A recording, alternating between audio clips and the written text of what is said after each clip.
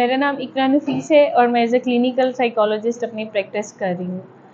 میں آج بات کروں گی بہت ہی جو کامن مسئلہ ہے بچوں میں آج کل، اسپیچ کا ایشو ہے، بچوں کے بولنے کے مسائل۔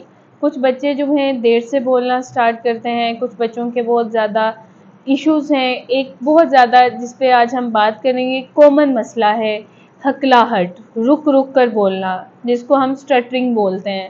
دس is a language fluency disorder. یہ ایک ڈس آرڈر ہے جو بہت زیادہ بچوں میں بھی ہے اور اڈلٹ میں بھی ہے۔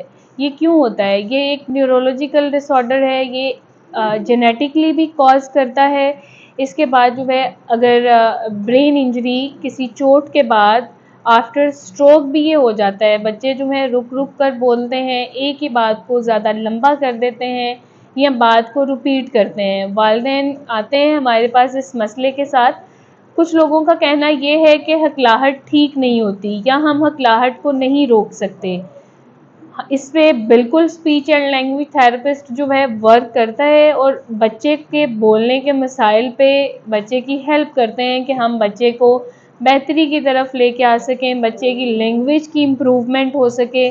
With the help of different techniques, different tools ہم اپنے کلینکس پہ یوز کرتے ہیں۔